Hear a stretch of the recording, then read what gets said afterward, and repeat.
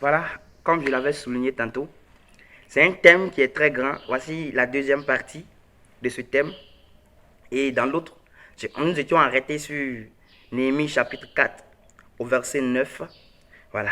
Nos ennemis nous amènent à être, je dis, nous amènent à être unis et nous amènent à être encore plus forts. Elle nous apporte l'union, elle nous apporte véritablement la force de pouvoir résister, de pouvoir persévérer dans la marche. Donc j'aimerais exhorter des frères et sœurs. Nos ennemis viennent avec des semblants de solutions pour nous faire du mal. Je dis, bien aimé, parfois ils viennent ceux-là même qui sont en train de te mettre dans la souffrance. Ceux qui te combattent dans le spirituel, et puis tu es dans la souffrance, ils te regardent là. Ils viennent avec des semblants de solutions le matin. Ils viennent avec le semblant de solutions pour te dire que, ah, vraiment, ta maladie là, et je vais t'aider. Il y a un monsieur qui guérit là-bas. Il y a un monsieur qui fait ça là-bas. Ils viennent avec des semblants de solutions pour pouvoir pour dire ils vont t'aider. Or, c'est eux qui sont à la source de ton mal. C'est eux qui sont véritablement au commencement de ta souffrance et qui sont toujours au milieu de ta souffrance. Mais c'est eux qui viennent avec des semblants de solutions. On va prendre Néhémie 6. Néhémie 6 au verset du verset 1er. À partir du verset 1er, je vais lire la parole de Dieu avec révérence et respect.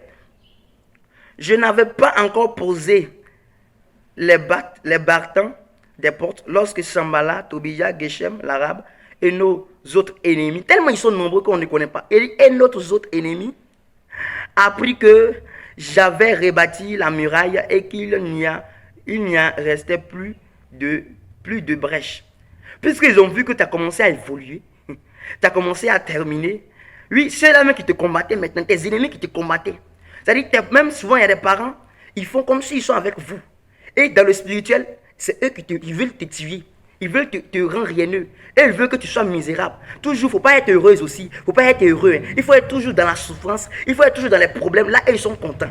Maintenant, quand ils te voient en train de monter dans le spirituel, tu grandis dans le spirituel en même temps. Parce que quand tu grandis dans le spirituel, dans le physique, ça commence à sortir sur ta vie physique. Et eux, ils viennent maintenant avec des semblants de solutions. Ils ont vu que les murailles ont été déjà affranchies. Maintenant, ils vont venir avec des semblants de solutions. Alors, au verset 2, il dit, alors Sambala et Geshem m'envoyaient, dit, viens et ayons ensemble une épreuve dans les villages de la vallée d'Ono. Il avait médité de faire du mal. Il avait médité de me faire du mal. Bien aimé, vous voyez, Sambala, Geshem et Tobija ont vu que la muraille était terminée. Qu'est-ce qu'ils vont faire maintenant? Ils vont envoyer Néhémie pour dire que Néhémie, viens, on va aller dans un village, on va faire telle chose ensemble. Ils vont venir avec des semblants de solutions pour dire qu'ils vont t'aider. Or, en eux, ils avaient médité de faire le mal à Néhémie lorsqu'ils seront dans ce village. Tes ennemis viennent avec des semblants de solutions. On va voir au verset 9. Au verset 9, qu'est-ce que il dit, tous ces gens voulaient nous effrayer. Et ils se disaient, ils perdront courage. Et leur œuvre ne se fera pas maintenant. Oh Dieu, fortifie-moi. Néhémie dit, c'est-à-dire, ils sont venus avec des semblants de solutions. Puisqu'ils ont fait tout jusqu'à ils ne peuvent pas. Regarde ce qu'ils vont dire maintenant.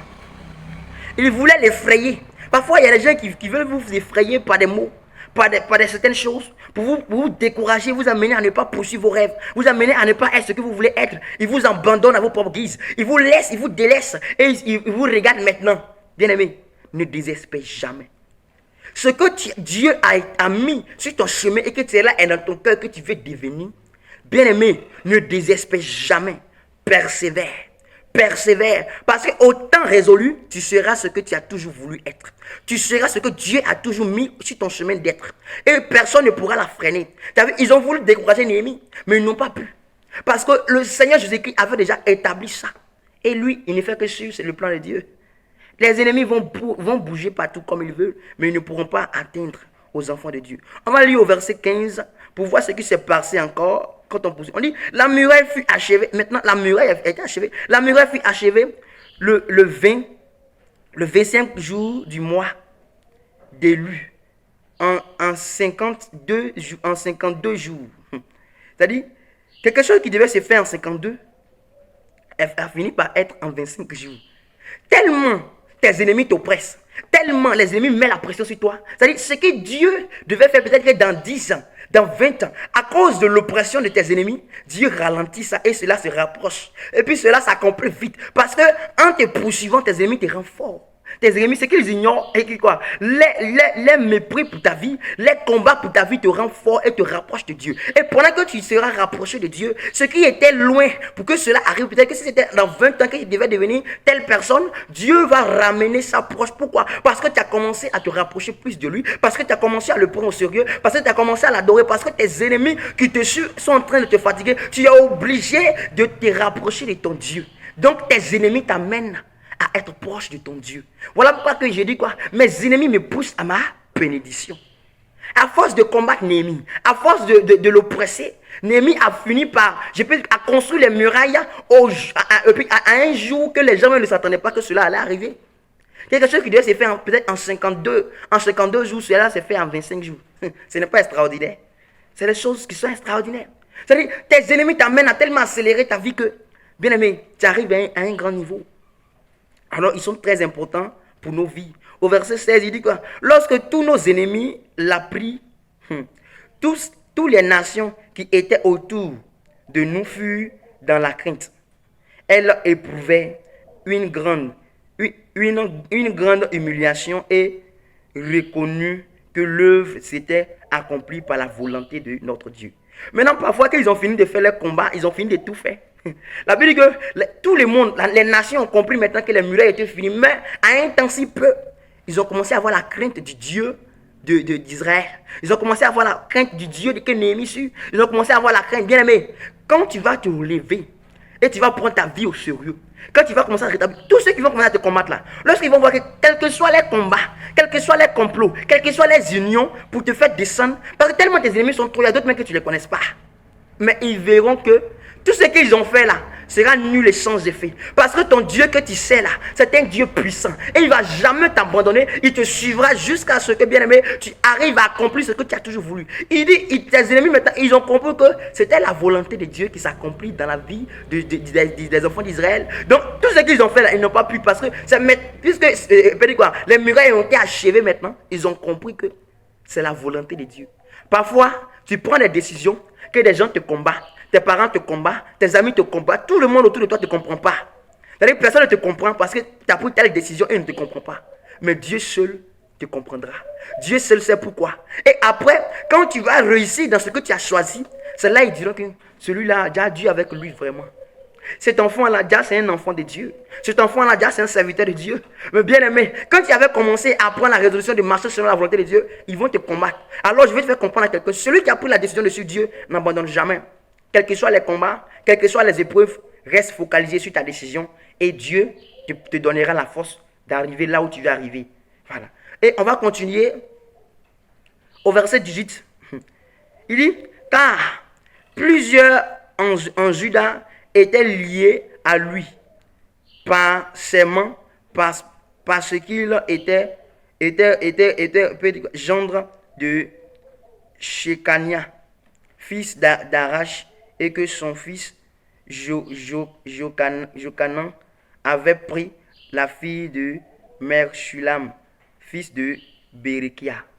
C'est-à-dire, parfois il y a des gens qui sont avec des personnes pour te combattre sans, sans leur propre gré. C'est-à-dire, c'était eux-mêmes là. C'est vrai, ils ne veulent pas te combattre. Hein. Mais puisqu'ils sont en collaboration avec quelqu'un, la personne qui a envie de te combattre, ils te combattent. Maintenant, après, eux-mêmes sont là. Eux-mêmes ne savent pas pourquoi ils ont aidé l'autre à te combattre. Parce qu'ils n'ont pas pu te combattre. C'est ça. Il y a des personnes qui sont avec toi sans être avec toi. Donc, tu dois savoir marcher. Tu dois savoir faire confiance à Dieu, pas à l'homme. Ne fais jamais confiance à quelqu'un. Mais fais confiance à ton Dieu. Parce que c'est lui qui est ton créateur. C'est lui qui est ton Dieu. C'est lui qui est ton rocher. C'est lui qui est ton rédempteur. Et c'est lui qui peut te relever lorsque tu es rabaissé. Donc, il faut comprendre certaines choses pour ta vie, hein, bien aimé. Dieu nous apprend à ne pas juger. Il ne faut jamais juger les personnes dans ta vie. On va prendre le livre de Actes. Actes chapitre 10. Et on va voir ce qui s'est passé dans le livre de Actes chapitre 10. On va lire à partir du verset 8. Actes chapitre 10 au verset 8. Et on verra un peu ce qui s'est passé dans le livre de Actes chapitre 10 au verset 8. Au verset 8, il dit, il y eut une grande joie dans cette ville-là. Ok. C'est Actes chapitre 10. Actes chapitre 10, pardon. C'est pas la partie. Actes chapitre 10, au verset 8. Il dit, et après leur avoir tous raconté, il les envoya à Jopé. D'accord. Et ici, c'était l'histoire de Corneille. Lorsque Dieu a montré en vision à Corneille qu'il fallait que Corneille parte, il envoie ses serviteurs à Jopé parce que les prières de Corneille étaient bonnes devant Dieu. Les prières de Corneille étaient agréables devant Dieu. Mais lorsqu'ils sont arrivés à Jopé, vers Simon-Pierre, qui était le serviteur de Dieu, que Dieu a mandaté, oui, Pierre, pour venir apporter la bonne nouvelle à Corneille, qui était un pharisien. Or, Pierre, c'est un juif. Et en ce temps, les juifs n'ont pas le droit de fréquenter les pharisiens parce que les pharisiens sont, je peux dire, ils étaient vus comme des personnes impures, comme des personnes qu'on ne doit pas fréquenter. C'est par exemple, aujourd'hui, nous sommes chrétiens. Oui, et aujourd'hui, il y a des chrétiens qui jugent automatiquement les païens. Parce qu'ils se disent que les païens sont des personnes perverses, sont des personnes qui pensent trop aux choses charnelles, aux choses qui ne sont pas spirituelles, donc on ne peut pas marcher avec ces personnes. Bien aimé, la Bible dit que lorsque le Seigneur a montré dans une vision à Pierre, oui, un animal impur, parce que les Juifs, on les a appris dans leur coutume de ne pas manger des animaux impurs. Il dit, Seigneur, on ne m'a pas appris à manger ce qui est impur. Et Dieu a dit, il dit, ce que moi j'ai déclaré impur, personne ne peut dire que cela est impur. Et le Seigneur a appris à Pierre de ne pas regarder ce qui est pur, impur, ce qui est pur, impur. C'est-à-dire ce que lui il a déclaré pur, il ne faudrait pas que Pierre regarde ça impur. Il a appris Pierre à ne pas juger. Parce que Pierre avait déjà jugé Corneille et tous ses frères. Pierre les avait déjà jugés. Il les avait déjà classés. Bien aimé, Dieu nous apprend, bien aimé, à ne pas juger. À ne pas, je peux dire quoi, apporter des mauvaises vues sur des personnes. Apprends, étant serviteur de Dieu, à ne pas juger quelqu'un. Et puis, certaines personnes aujourd'hui, les chrétiens, ils peuvent dire quoi? Au lieu d'annoncer, d'enseigner la parole de Dieu, ils jugent des églises, ils jugent des personnes, des pasteurs, ils jugent des personnes. Non, laisse-les faire. Ils n'ont qu'à faire. Dieu ne nous a pas appris à juger des gens, mais Dieu nous a appris à apporter la parole à ceux qui sont impurs. Il dit, je ne suis pas venu pour ceux qui sont justes. Il n'est pas venu pour apporter la bonne nouvelle aux justes. Il dit, je suis venu pour ceux qui sont pécheurs, ceux qui sont, en détresse, ceux qui sont, qui n'ont plus le goût de la vie, ceux qui sont, négligés, abandonnés. Lorsque Pierre est venu, il a commencé à apporter la bonne nouvelle. Le Saint-Esprit est descendu sur la vie des païens. Et ces païens qui disaient qu'ils sont païens, ils ont fini par être des enfants de Dieu chrétiens. Et Pierre était obligé de les baptiser parce qu'ils ont reçu le Saint-Esprit. Ça veut dire quoi? Tu peux même évangéliser des personnes qui sont dans la prostitution. Maintenant, ce n'est pas parce que tu me vois en train de parler à une prostituée que moi aussi je suis un prostitué. Non, je suis venu pour accomplir le ministère de Christ. Et Christ m'a appris à ne pas regarder des personnes étant comme des personnes souillées. Et je vais apprendre à quelqu'un, ne regarde pas quelqu'un étant péché. Non, même tes ennemis. Le Seigneur nous apprend dans le livre de Romains de prier pour nos ennemis. Il dit prie pour tes ennemis. Et en cela, c'est comme c'est des charbons ardents que tu mets sur les têtes. Bien aimé, même tes ennemis, parfois quand tu es en train de prier, dis Seigneur, je prie pour que tu bénis mes ennemis. Papa, amène-le à t'accepter. Amène-le à comprendre ta parole. Amène-le à venir à toi. Donc, ceci est la deuxième partie que Dieu me met à cœur de vous annoncer. Et tout à l'heure, je vais faire encore la troisième partie pour vous amener. Je sais qu'aujourd'hui, ce thème, nous allons partir jusqu'à plusieurs parties parce que ce thème est grand. C'est grand. Et un peu, parce que l'œuvre de Dieu, ce n'est pas la vitesse. Non. C'est une endurance, en fait. Il ne faudrait pas que tu te presses, non. Dieu veut te faire comprendre quelque chose, frère. Dieu veut te faire comprendre que tes ennemis t'apportent un plus dans ta vie spirituelle, que toi-même tu l'ignores. Tes ennemis t'apprennent à aller au-delà même de tes pensées. Alors, que Dieu nous mette toujours ensemble. Et au prochain, voilà. Que soyez connectés et abonnez-vous massivement pour ces prochaines vidéos que je vais faire. Toujours sur ce thème, mes ennemis me poussent à ma bénédiction. Soyez bénis.